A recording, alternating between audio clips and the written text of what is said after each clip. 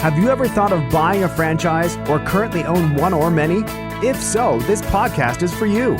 Welcome to Franchise Euphoria, the podcast created and hosted by franchise attorney Josh Brown for the sole purpose of helping people find success through franchising.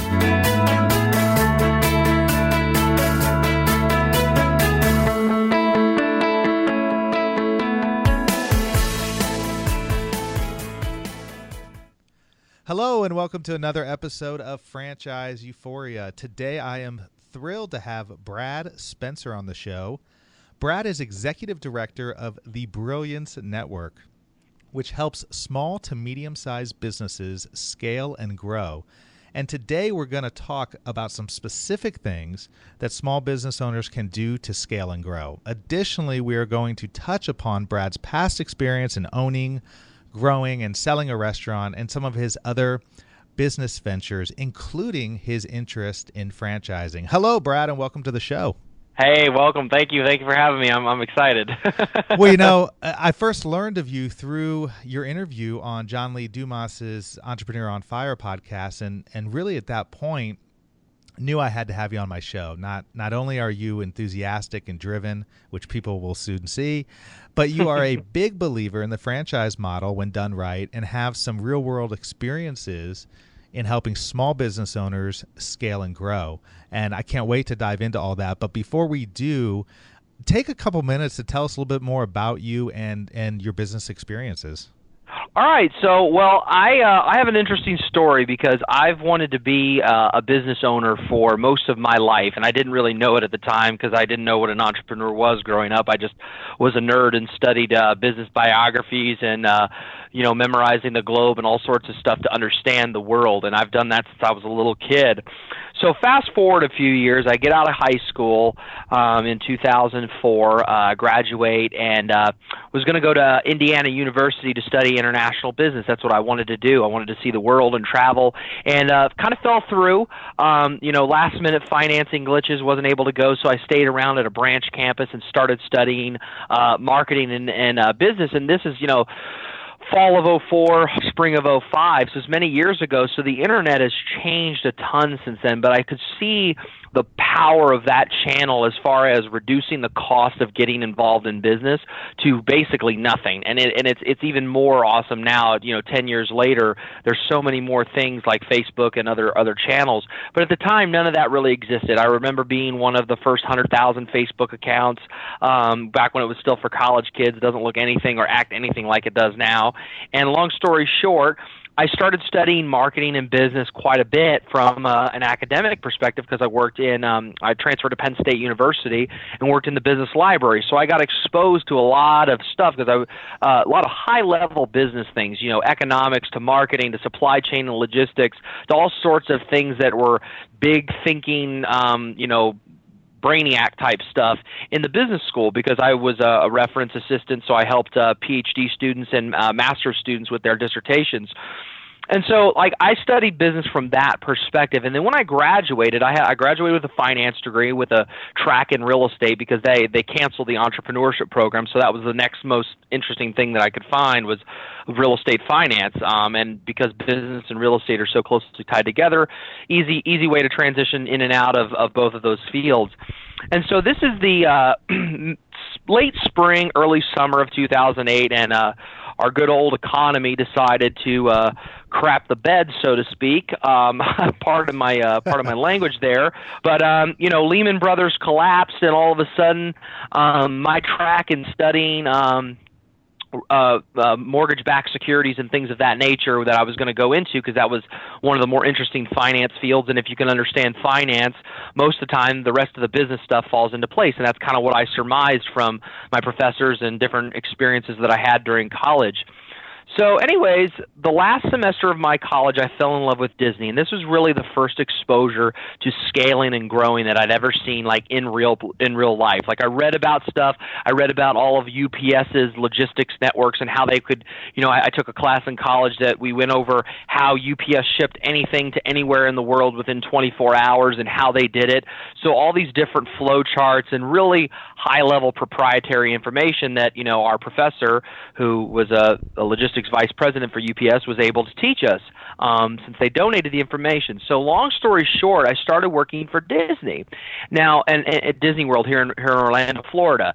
So I gave up my finance career to take a $7 an hour job at Disney because I was going to be the CEO of that company. That's what I wanted. I fell in love with the business. I fell in love with everything about it. And you've never seen so many people work so hard to touch every single visible detail. If you ever, if you're listening to this and you ever go to Disney World, everything you see visually has been touched by thousands of people, from the design phase to the building to the maintenance to the cast members, everything. It's the most impressive business that I've ever seen, far and above, when it comes to the way they scale and the way they build systems to grow companies. So long story short, I left there. They had a job freeze. Again, the economy caught up to me. That's the second time that the economy caught up to me and had me modify my plans. Key lesson, always be flexible because you never know where opportunity will strike. And a few months later, I'd been working on the internet now. After I graduated, I started that stuff up because I wanted to have multiple income streams, which I'm sure a lot of you guys can understand. It's nice to have income coming in from multiple areas, and that's why we want to, build franchises and either own by franchises or build our own franchises and have those income streams coming in off royalties. So long story short, I left Disney because I was like, I'm not going to work for $7 an hour if there's no chance. And they're just now, a few years later, getting to the point where things are back to normal. So I would have been stuck for 5 years for the most part until, I would get something that was more commensurate with a bachelor's degree. So I started the restaurant that fall, actually. I left in May of 2009. Great experience. Loved working there. I had a blast. It just, the math didn't work out, and that's unfortunate because it was a great experience working there and learning just every single day more than you could ever imagine in service and sales and business and whatever. Just a great experience overall. And we started the restaurant, and I remember one of my biggest memories from that was going all in, which is something that I think you have to do when you scale and grow and you really commit to doing that for your business. I remember the day we opened, I had $121 left to my name. I put every dime I had in. I sold a ton of stock that I had saved up in college. I spent the rest of my college savings that I was living off of. And I remember our first day's sales was more than I had in my bank account that day. We made $170 that very first day, with being on the side of a building. I mean, the worst location. I made every mistake real estate-wise you could, even with my background. But, so that's how we got started, and here we are a few years later with many more experiences since then. So that's kind of how I started out in business. Well, gosh, there's so much to take from all of that. First and foremost, Disney's incredible. I mean, I've only experienced it from going there. In fact, my family, we went there back in June, and I can't say June is a particularly good time to go because that's when everybody else goes, and it's super hot. But it was, I mean, God, did my daughter just absolutely loved it. Still talks about it to this day, and it's amazing to me how they manage all that so well. The happiest place on earth, and how they have grown and scaled it, and that's a whole 10 shows. It's unreal. I mean, it's just unbelievable. But it sounds to me like you always kind of knew you were an entrepreneur, and you always were able to basically put it out there and put it on the line and go after what you wanted. And I think that's a really, really valuable lesson because not everybody has that innately in them. I mean, I think some people realize it later. Some people are forced to realize it because there's just no other job opportunities that they're able to find. But you were lucky enough to realize it early on. And, I'm kind of curious because I really think it'll be interesting for my audience to talk a little bit more in depth about your restaurant experience. Sure. As we know, a lot of franchises are restaurants. I mean, there's franchises in almost every sector, but I think when people first think of franchises, they think of restaurants. They think of McDonald's and Subway. And I'm curious because obviously your restaurant was not a franchise, but I'd love for you to sort of walk through the steps that you took really to set that up, to start running it, and sort of, some key things that you learned early on that allowed you to maybe pivot or maybe realize, oh, gee, we really are onto something. Okay, sure. Yeah. So we started the restaurant in it was January 4th, 2010 was the day we opened. Right after New Year's. First mistake, always budget in your contracts. First mistake we made, we lost in about $5,000 of free rent with our lease because our contractor was delayed. So make sure you have an experienced contract crew on any business that you work, because that's $5,000 that came right out of my pocket and not into sales that we could have gotten momentum. And more important than the money, we lost a lot of momentum in the Christmas holiday season and getting marketing out during that time. So we started in one of the slower times of the year right after New Year's. So first mistake, always make sure your timetables, it's always going to take longer than you expect. So bake in, if you think 6 months, bake in 9, and then plan for 11. So that's what I always tell anybody in business. But so when we set up the restaurant, the thing that we came in with a few things, like my partner who I was dating at the time, we decided to start the restaurant because there was nothing in our area of Orlando here that was like a family owned. We were like a deli, so we sold sliced meat, we sold sandwiches, we did catering, we did like the salads and stuff, and sold things by the pound and sandwiches. That was our business. So we didn't have a lot of hot stuff. We didn't have stoves. We were very small. I mean, 977 square feet. It was the smallest place we could find because we didn't have the budget to build more. Again, making the business, the lesson there is making the business your own, rather than, if you want to build something into a franchise someday or something that could be franchised, you have to touch every detail and build the business the way you want, because the systems you build will reflect that. That's key. That's a key point in anything. Like, you have to dictate the terms of your systems, not the other way around.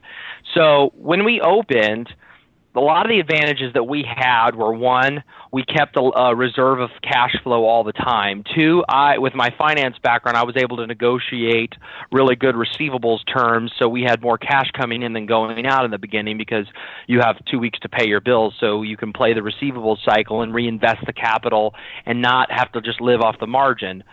Which in a franchise situation, that's one of the things you want to watch out and you're covering your agreements, is how much of the money off the top are they going to take. Some of the restaurant franchises take quite a bit, and that's in the restaurant business. If you don't operate tightly, that's your margin. So you got to be really careful about how you do that. That's one thing I would say to anyone looking at the restaurant industry as in the franchise sense of the phrase, instead of starting your own. That's one of the risks that you take. You have to really operate tightly, which I learned early on, because when you have really good service and you have really good operations, that turns into a lot of money, because in our case, we had utilities, we had salaries, but we didn't have very much.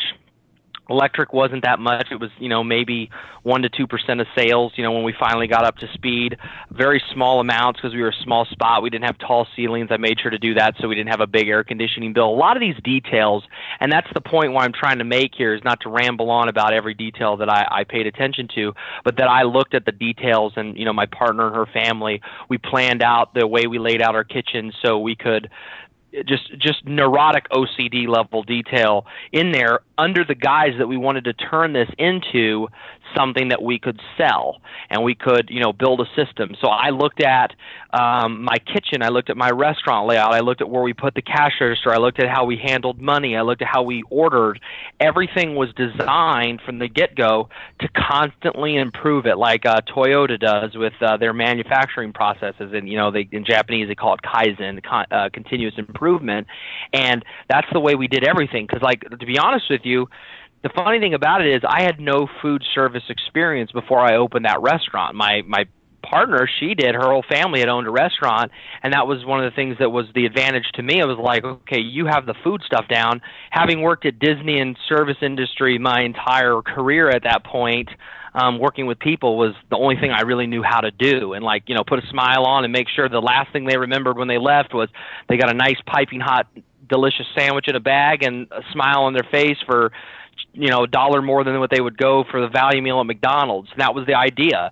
The way we priced it, I wanted everything to do that because that was the system. I wanted to systemize service like Disney did. So that is that what really turned you? I mean, was Disney what first led? Because a lot of first-time entrepreneurs maybe think about systems, but most actually don't. Most just think about the business. I just want to. I'm going to sell the best sandwiches. I'm going to sell the best deli. I mean, they don't think about systemizing it, which, as you and I know, is so important. But was it Disney that taught you that, or did you learn that in other experiences? It's the way my brain works, but it's also seeing Disney. I mean, like when you see a retail operation that studies, one of the, to give you the level of detail that Disney has, their research department discovered that people would walk an average of 20 steps before they would throw a piece of trash on the ground. So no matter where you are in the Walt Disney World Resort, you're always 20 feet in a guest area. You're always within 20 steps, paces of a trash can. So that's one of the reasons why they're clean. So the reason why their parks are so clean is not just because they have their custodial staff there, cleaning everything up and working, because they do. They have a lot more than other parks and other recreational places in the world, but they start from the get-go. They negotiated with the airport that the airport won't sell chewing gum anywhere on property, so they don't have to pick up gum and people who throw gum on the ground and step it into the pavement. There's like OCD level detail and planning, and that actually makes making the best deli sandwiches or making the best deli meat a lot more easy, because people get into business because they want to run their own show. They don't necessarily want to start a business. They just don't want to work for somebody else. They want to be their own boss. I mean, that's a common theme for people when they start a new venture, whether it's a franchise or whether it's not a franchise. So how are you able to not to interrupt, you touched on you touched on a really important point I just want to hit on. Sure. Is when you have that OCD level detail, which is so important, I completely agree.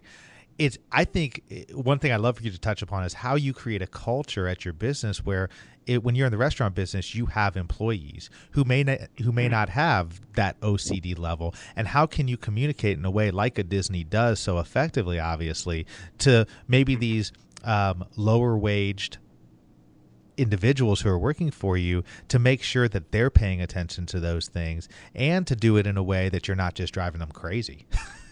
Well, it comes down to two things. One, you don't pay the lowest wages ever. Don't be cheap. With labor, the one thing that I notice is you get what you pay for, and that comes around in more money, because if I pay someone a little bit more, they're going to be a better employee and sell more product, and they're going to know how to sell because they're a better communicator. Apple retail stores are a great example. They start $5 higher than most retail jobs in my local area, and they sell more per square foot than any other retail operation in the world. And they start here at $13 in Orlando, Florida, and we're about middle wage territory on average for America, slightly lower actually. So you can imagine what they pay in places like LA or Chicago. Don't be cheap with labor. And the way you get the culture is you build indoctrination stuff. So when you started at Disney and you train, you go through it's called traditions, is what they call it. And traditions is basically cultural orientation, is the easiest way to put it. And then you go through training, which is like more task-based, tactical training.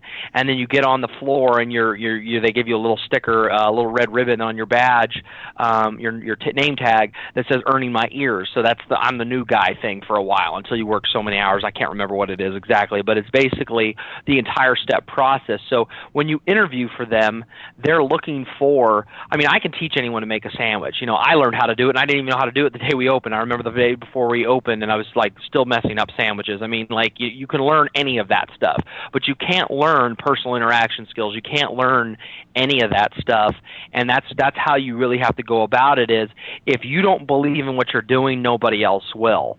So you have to set the example, and your you're a coach, so you're constantly investing in your workforce.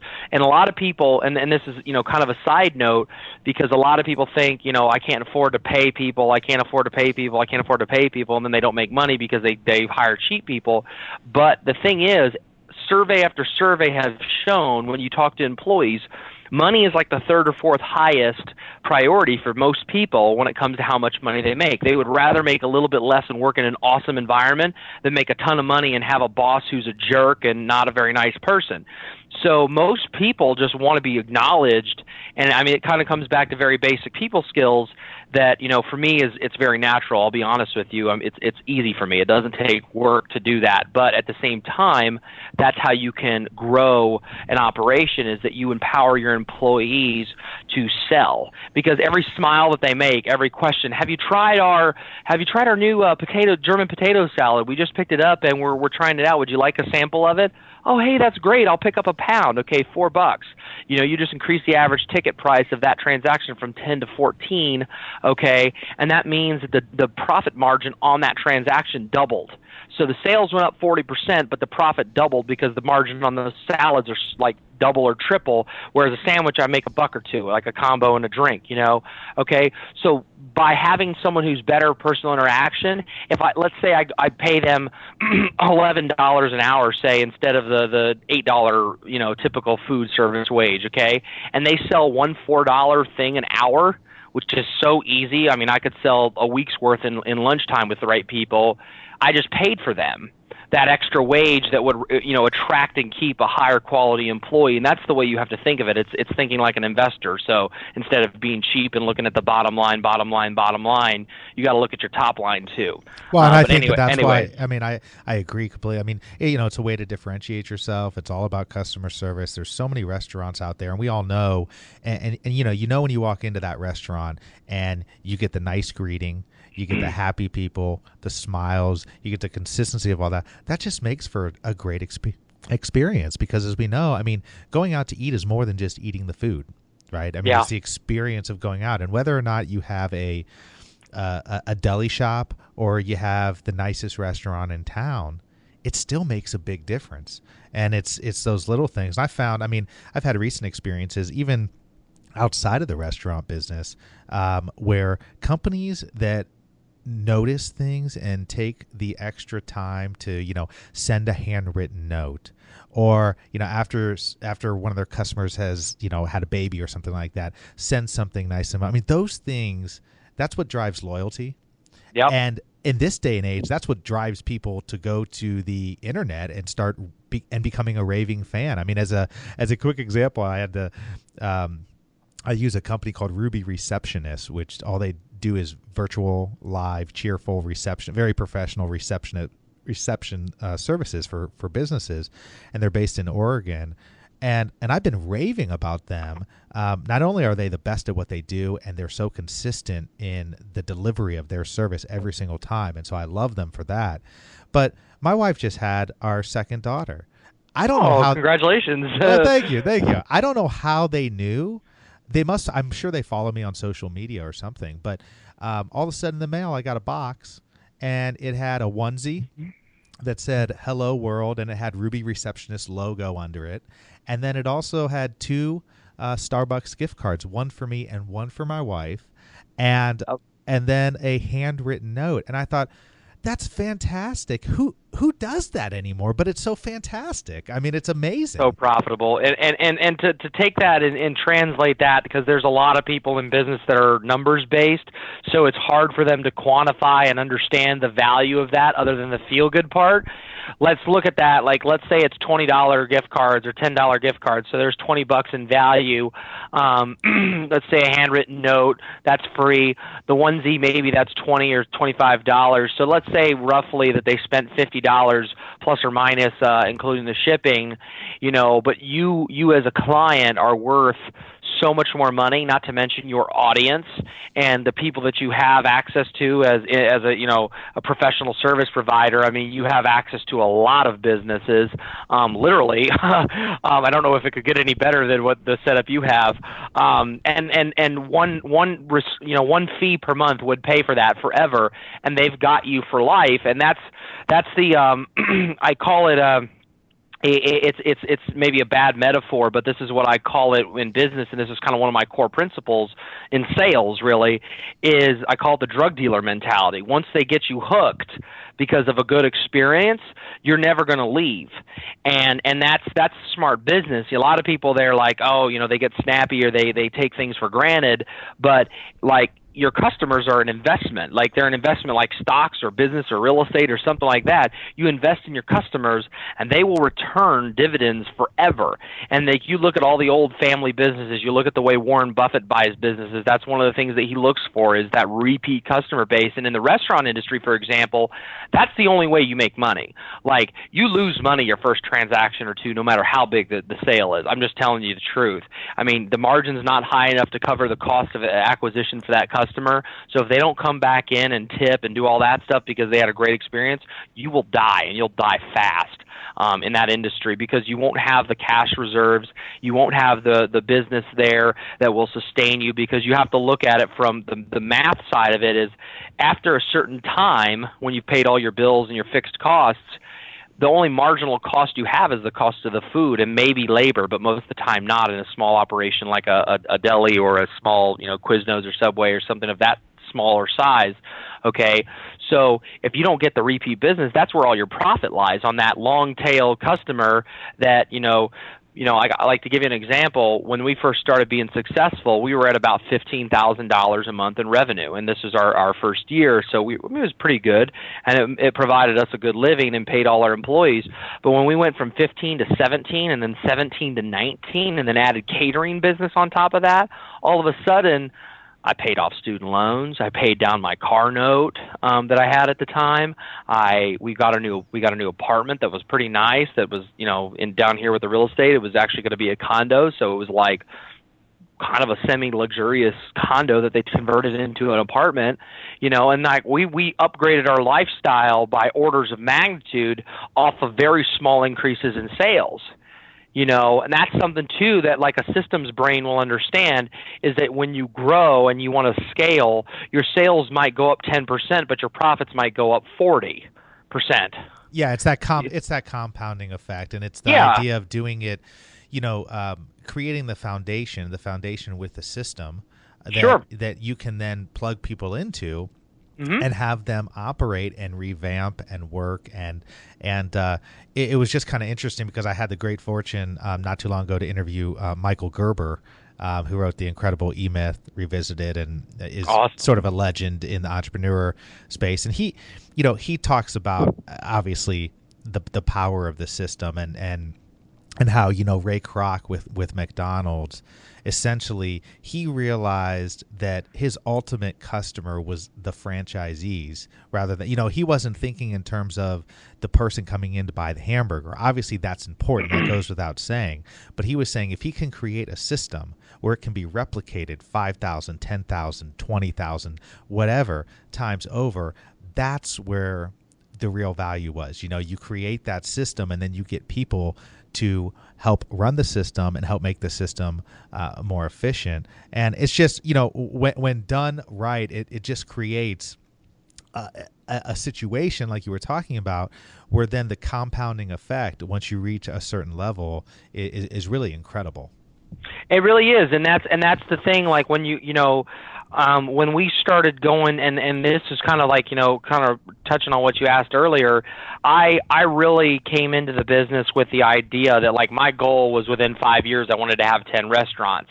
And the idea was that if I had 10 restaurants and like I was going to do the managing partner model, which is pretty common in the restaurant industry, where you have a managing partner who's your GM type figure, but they get a 10% of profits. So they have an incentive to run the place very well, very efficiently, and basically they're incentivized like an owner instead of an employee. And that was what I wanted, because I wanted to have those assets out there making money, because I knew our food was good. I knew I had better quality ingredients, and it was all natural bread, all natural deli meat. It was better than anything you could get at the grocery store or at the other chains, restaurants and stuff like that. So I knew I was covered there. I knew I could systemize the service and know how to hire people that were like me, that were people. I mean, locally here, two places that come to mind that are really good outside of Disney is Starbucks and the local grocery chain here is called Publix, and it's employee owned, so everybody has an incentive to be really on point with customers, because they own stock. They get a little bit of stock every paycheck. So long story short, I could systemize that. I could systemize the customer service environment. So I was like, wait a second here. Now it's just finding those people, getting the operations down here, and then making manuals and training people at our original store and optimizing the flow here. How much parking space do we need? What's the ideal amount of chairs in here for lunchtime? I mean, all that kind of stupid level detail that I would need to build the franchise model as if I was owning all my own franchises, and then teach other people to do it. And that was the aha moment for me, because I was like, I don't want to make sandwiches forever. I'm doing this to build a bigger goal, right? And that was the mentality that I went into it, because I was an entrepreneur who wanted to be like a Ray Kroc, and he started and picked up, like, I think 4 McDonald's restaurants and then turned it into what it is today. And that was kind of what I saw myself, after I read his story. So, well, it's so true, because I tell people all the time, no matter if you say to yourself as a business owner, I would never franchise. A lot of people say, I'd never franchise. Well, that's fine. Then just implement franchise-like systems for your non-franchise business, because at the end of the day, the real reason a lot of franchises fail, obviously it's because maybe they don't have the system that you think they have when you buy them, but a lot of it comes down to the finances as well, as you kind of touched upon earlier. I mean, there's a lot of restaurant franchises where it's not only the royalty or the percent of the royalty, but it's how often that's collected. I mean, there's a lot of franchises out there that you have to pay your royalty each and every week. And by the way, your credit card sales are factored into that royalty, but your credit card takes 3 days to show up in your bank account. So what's that going to do for your cash flow? So a lot of times people, depending on the system, you have to be really, really careful and pay attention in the agreements to obviously what those say and how that's going to affect your bottom line. But the point is that businesses don't fail for having great systems. There may be economic model problems, there may be target market problems, but having great systems and processes that are repeatable, that are efficient, that are practical, that work well within the course of your business will only make you more profitable. And that applies to any franchise business or any non-franchise business. And I think it ties in perfectly to what you're doing now with the Brilliance Network. And I mentioned it at the outset of the show, but I'm kind of fascinated by the Brilliance Network, because I believe its sort of mission, or what it does, is to help businesses scale and grow. And obviously we've been talking about that, and I do a lot of that in my own work. But I'd love for you to talk a little bit about the Brilliance Network and sort of what businesses you guys are working with, or you like to work with, and how you help them scale and grow. Sure. So a lot of what we do is come down to two things. It's repeat customers and new customer lead acquisition. So right now, I personally have had the most success working with businesses that are a few years in. They have cash flow. They're not, like a lot of people in our industry, in the consulting business, love startups because they get a big chunk of money from an investor, and then they blow all their money. I actually don't like working with those. I like working with bootstrap type businesses, because bootstrapped entrepreneurs are willing to do what I tell them to do, because it's like, why are you paying me if you don't want to do what I'm going to suggest you do? Like, I pre-qualify a lot in that regard, because that's the soft stuff that you can't measure with an income statement. You have to look at the entrepreneur and saying, is the problem the fact they don't know how to grow, or is it they don't want to grow? And by grow, I don't mean like financially. I mean as a person, as a business owner, as a leader. Do they want to grow as that, or do they want to stay the same? Because a lot of businesses, and you can look at The Profit is a great show to see this on TV.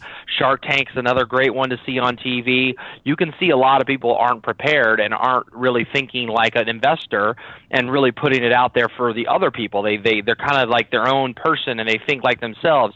So for me, I like to work with businesses that are doing, moderately well and want to go up, because as I don't remember who it was now, but recently I saw someone say, or heard them say, I can't remember, they said it's a lot easier to multiply small numbers than it is to multiply zeros. And that's like the kind of the consulting model, because I've taken on clients that I really enjoyed working with, but from a financial standpoint and the time it took to get them to the result and the desired outcome that they wanted was more than what they could afford to pay me. So like that compresses my margins. So that's, to be honest with you, I mean, I eat my own cooking, so I look at all my own mistakes in the past and grow from those mistakes to grow our consulting practice. But I like to work with business owners. We work with a lot of online entrepreneurs, so people who have sales funnels where they have a sales system in place, and then we go in and like kind of cut and dice and improve things and add one little piece because it's marginally very profitable with the stuff that we do because they're already profitable. So I'm just basically dropping sales to the bottom line for the most part, especially in the digital space because it's digital, so there's not really much cost of goods sold. And so that's what we do. We generate leads for customers. We help them sell more to the people they already have. That's a personal favorite of mine because I just love finding that money because it's not really about the money. It's about the fact that, the businesses we work with are very mission-based. So they're there to solve a problem. They want to be the best. They want to grow to be the best, whether it's a service provider or whether they sell an information product. They want to be one of the best, if not the best, in their market and whatever they teach in their philosophies. So if we help them sell more stuff, for example, by adding things into their sales processes and things of that nature, we're helping them solve more problems for those customers they already have. And that to me is like where I'm really passionate about, whether it's local businesses or online businesses. When you think like that, the stuff that I like to share and talk about is just, it opens their mind and you can just see it on their face, or even if you're on the phone and you're doing it over the phone instead of in person, you can just hear the aha moment go off in their brain, and it's like a firework, and they're just like, oh my gosh, I can't believe I never thought of that. And you just hear it in their voice because it changes, and then you're like, yeah, I like to, pump my fist, and I'm like, yeah, this is freaking awesome, So, but that's just me because that's the way I'm wired. I like to see people grow and be successful, and that's sort of that's what makes me happy, right? I mean, at the end of the day, there's a lot of business consultants. There's a lot of ways to make money. There's a lot of ways to sell stuff, and I just enjoy really, for me, it's more about seeing people grow and see something that I had a very tiny part of grow into something much better. And I tell this to people that we teach because we also teach other people to work with local businesses to obviously expand our reach. And one of the things I tell them, I'm like, it's your responsibility to help these local businesses and to get good at your craft and to be the best at your craft because we are the economic stimulus. That's been a big topic the last few years, and we are that people. We are the difference between hiring employees and putting their kids through school and all that stuff. We are that person. If we're not there and we don't do our jobs properly, they lose their business or they grow their business, one or the other, because usually when they come to us, they're at an inflection point one way or the other. And that's something that I keep in my mind as a motivator and a mission, kind of a mission. If you want to think of it like a military type of frame of mind, I think of it like that. And that's just the way I'm hardwired as a person, to just help people and to really make a difference. And we do well in the process because, we don't fail that much anymore. Do you approach, traditional brick and mortar businesses differently than you do online businesses in terms of your approach? It's weird because it depends on how we're doing our customer acquisition. A lot of times people will reach out because they buy our digital products, but they want to do an offline business, like a local, like brick and mortar business. And so it's different. Like I don't approach them differently. I take a little bit more preparation time with brick and mortar businesses because they have physical costs like storefronts and employees and utilities and cost of goods sold. So they don't have as much margin to play with. So I have to sit and think and plan a little bit more than I do for digital stuff because most of what we do like on the digital side is either working with marketers who do like lead generation, phone call generation, that sort of thing for attorneys, dentists, those type of businesses. But if you make a mistake online, kind of it stinks, and then you move on. Like there's not a lot of costs other than maybe if you spent money on advertising, because it's marginal. Like we're marginal business. Like that's why we like to work with businesses that are already established. Whereas if I make a mistake in a brick and mortar business, that might actually cost some money because they utilize their resources, their employees, their advertising budgets, and that sort of thing. So I don't approach them differently. I approach them because business is business. I mean, it's, people with a problem, you're in the middle as the solution provider and then exchanging money. I mean, that's business, every business.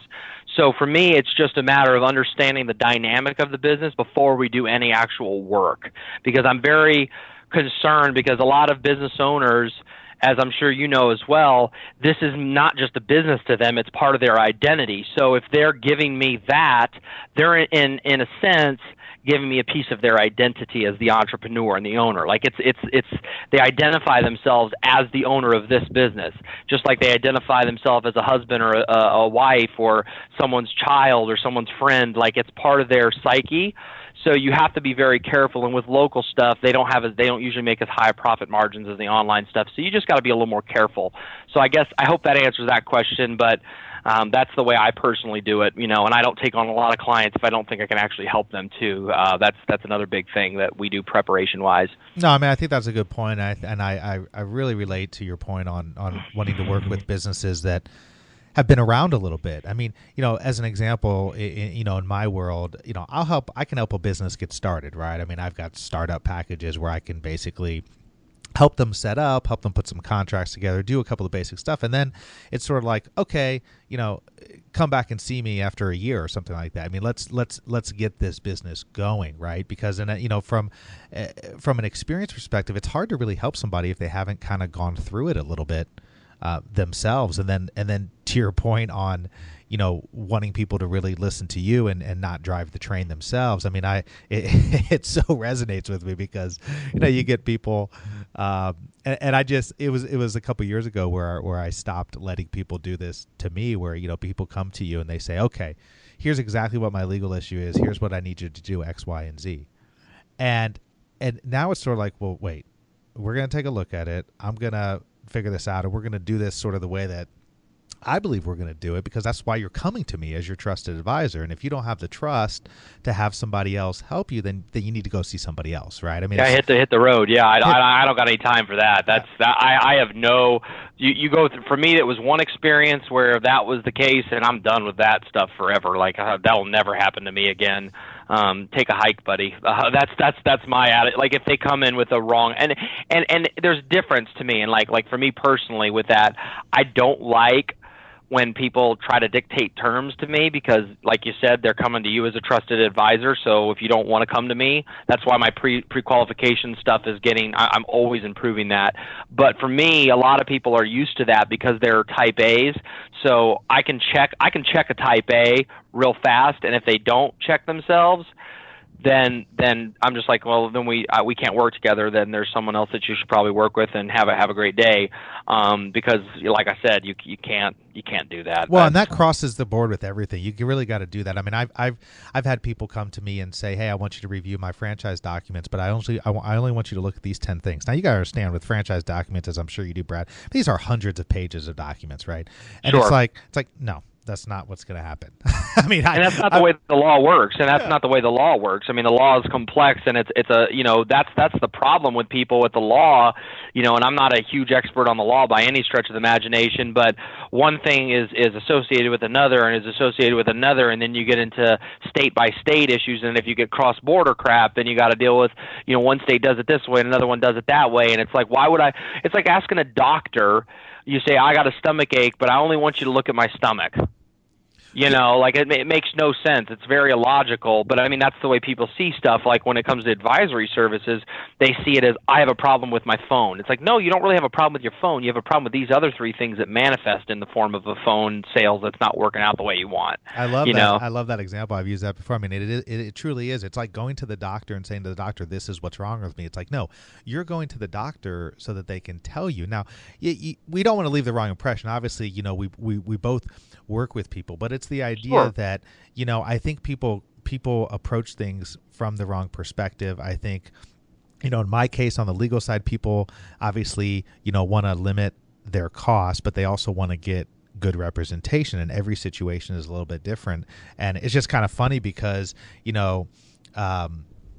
I'll get people who will come with legal documents that maybe they've gotten online. And I'm different from a lot of attorneys in that that's okay with me, because sometimes the stuff you get online, I will only have to tweak a little. It just depends on the situation. Others, we got to start from scratch all over again. And so it just all depends, but it all really comes down to, no matter if it's, professional services or any kind of business, it's all about being able to have that trust with whoever you're working with, and understand, on our end of things, that's really, really important, or else it's not going to be a good relationship. I mean, it's really, that's how the relationship needs to start. Yeah, no, I agree, and you got to start, and that's why, like, when I do my interviews, and I do this in my pre-qualification stage, and for anyone listening to this that ever does, another popular franchises are those the tax liberty, and I think the HR block is another one that I've heard of. I mean, all those types of operations for financial services. I would do this as well, and I pre-qualify the client. So like what that means is, I've said that a few times, I'll ask them straight out, how much money are you making right now? What are your profits? What are your costs? How much does it cost to do that? What's your average sale? And like, I've asked them a lot of personal details, and this is off the initial consultation. Obviously, it's not recorded for obvious reasons, but if they're not willing to tell me that, and they filled out an application, like, done. Like, you came to me, man. And that's the thing, like, because I touch I touch a lot of different stuff, and I mean, like with our clients, I know a lot. I mean, just like you, as a lawyer, as intimate of a detail as maybe their accountant or tax person and their spouse. I mean, like, there's probably a few people that know more about their business than themselves, except for you and a few others. And I like to put myself in that position, because that to me is where I can help the most, if I know that. Because, one small tweak, and that's the thing with scaling and growing that's really important, because that's what we're talking about today, is one small tweak can be orders of magnitude down the line, especially if it's early in a process. And that's the way that, I sat next to as a kid, and you asked me earlier, have I always thought this way? This is one of those stories that I like to tell, is I sat next to a gentleman who worked in the automotive industry, and, we're both from Indiana. So, there's a lot of them, and I sat next to him on the airplane leaving Indianapolis one day growing up, and I think I was maybe a teenager or something, and we got to talk, and I asked him what he did, and he said he worked for, I think it was General Motors or Ford. And long story short, he was an engineer in the engines. He worked at a stamping plant down there in Indianapolis somewhere. And so he was explaining the process of how engineers tweak engines, and they have for 100 years. They do small improvements, and it cascades throughout the rest of the thing. So 100 units of energy, 2 of them come out and power the vehicle, the rest of it's heat. So like, that's what they're constantly trying to improve on over the years, with switching from steel to aluminum to plastics to whatever else they build, to cutting parts out. That's all they do, and that's the way I look at systems engineering. UPS did the same thing when I did that in college, like I mentioned earlier. They're always tweaking the smallest stuff. What piece of technology can they put in this part of the process to speed up customs, to speed up the way they load the planes? They have these little weird compartments that they look like a triangle, but where the C side of a AB triangle, it's rounded, so it fits into the plane, the tubular body of a freighter jet, and they slide it in. So that's how they pack more stuff in each one of those specialized containers, and they're loaded by hand based on what's in them and what they need to do, and it speeds up the process. But they've been working on this for decades. And that's the thing, like when I go into a business, I fix a lot of little things, like we call it the quick boom, and then I go for the longer term stuff, the cultural, the ideological, the financial, the savings, how much reserves do they have, how many days of sales do they have in place. All those types of things get fixed later, but I want them to see, hey, look, you're bleeding here, imagine a leaky boat, put my finger there, plug that leak, plug this leak, plug this leak. Then I can say, let's shovel the water out of this boat, get this thing patched up, and then we'll go back to smooth sailing, and then we'll put better sails on, and then sail faster through the ocean to wherever we want to go. And that's just the framework. That's systems in general.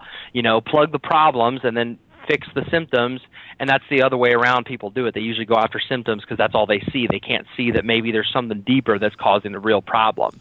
So, well, no, that's anyways. great stuff. I mean, it's clear you have a lot of value to add to these businesses that you help, and it's really been a blast talking with you. I feel like we could talk for a long time, but before we go, take a minute and just tell people how they can get a hold of you, how they can reach you, and then we'll say goodbye.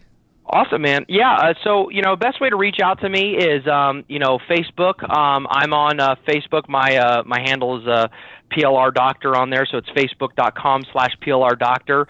And you can reach out, just add me as a friend and send me a message and say you heard about me on the show, and we'll get in touch. And if we can work together, great. If not, that's cool too. I'm just happy to chat. I keep things pretty low key with that, and thank you for having me on. I've had a great time talking with you today. Yeah, Brad, I look forward, but we'll have to do it again sometime. I look forward to staying in touch. For sure, man, for sure. Thanks.